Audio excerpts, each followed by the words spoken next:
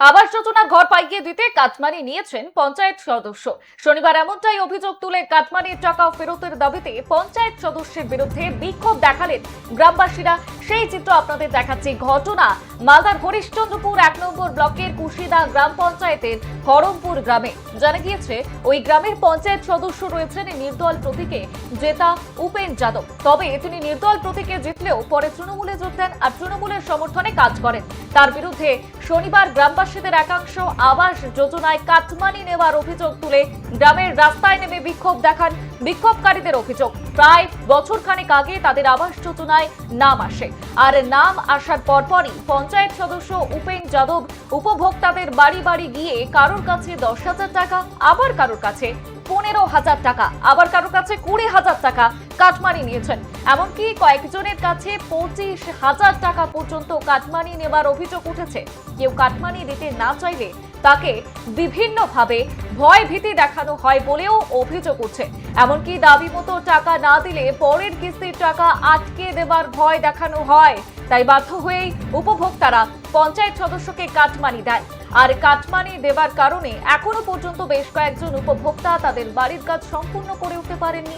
এই পরিস্থিতিতে শনিবার উপভোক্তারা একজোট হয়ে কাটমানি ফেরতের দাবিতে বিক্ষোভ দেখান। যদিও সমস্ত অভিযোগ ভিত্তিহীন এবং রাজনৈতিক উদ্দেশ্য প্রণোদিত বলেই দাবি করেছেন পঞ্চায়েত সদস্য উপেন যাদব।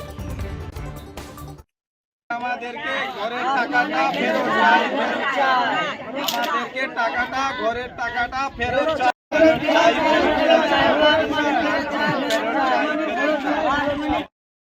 इंदिरा आवास टाका मिल तो पहले किसी 60,000 10,000 वो लील 50,000 আমি নিলাম। फिर सेकंड किस्ती मिल যে ওখান থেকে फिर 10,000 वो लील। কে ওটা কে? উপেন যাদব। মানে আপনার গ্রামের মেম্বার? কোন দলের মেম্বার আছে? টিএমসির মেম্বার। মানে টাকাগুলো কেন নিচ্ছিল, কি বলে নিচ্ছিল? টাকা বলছিল আমি খরচা করছি, অফিসারকে দিচ্ছি, আর কোচে দো ধূপ করতে পয়সা লাগছে আমার।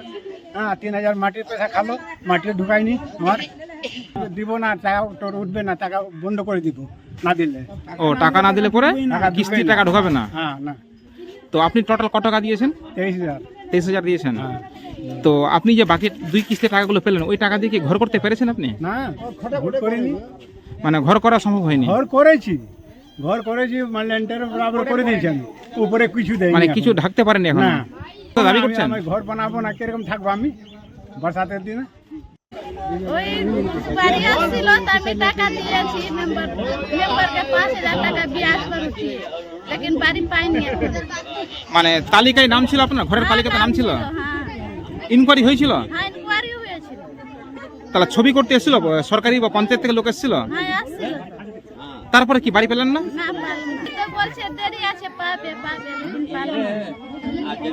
তারপর টাকাটা যে দিলেন, টাকাটা কি ব্যাক দিয়েছে? না দেয়নি টাকা, 2 বছর হয়ে গেল টাকা। এখন যে চাইতে যাচ্ছেন, এখন দিচ্ছে না?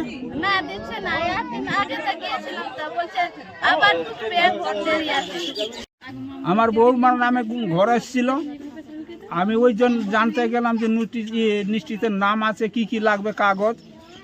তো মেম্বার বললো যে 10,000 টাকা লাগবে, কাগজপত্র রেডি করো। ফটো যে করার সময় যে আসলো, আর টাকা ছাড়বে না, টাকা না নিলে ফটো করবে না, আগে টাকা চাই তারপরে ফটো করব। তারপরে কোনো রকম করে 2,000 টাকা দিলাম, তারপরে ফটো করে নিয়ে গেল। সব দিয়ে 12,000 টাকা আমি দিয়েছি। মানে মেম্বার এবং যে ইনকোয়ারিতে এসেছিল, হ্যাঁ, সব মিলিয়ে 12,000 টাকা দিয়েছেন? 12,000 টাকা দিয়েছি। তো আপনি বাড়ি করতে পেরেছেন? হ্যাঁ, বাড়িটা করেছি। উপরে ছাদটা ঢাকা হয়েছে? করে না, টিনের ঝাপান দিয়েছি, মানে থাকার মতো হয়েছে? থাকার মতো করেছি। তো এখন কি দাবি করছেন আপনি? এই যে 12,000 টাকা দিলেন, হ্যাঁ, এখন কি দাবি করছেন? টাকাগুলো কি ব্যাক চাইছেন? ব্যাগ চাইছি, যে শুনতে পাচ্ছি যে সরকারের উপরে ছানবিন করছে। তো যখন মিডিয়া আসবে জিজ্ঞাসা করতে, মিথ্যা কেন বলবো? যেটা দিয়েছি সত্যি কথা বলবো। সরকার আর ফিরে দোক বা নাই দোক, কি করবো?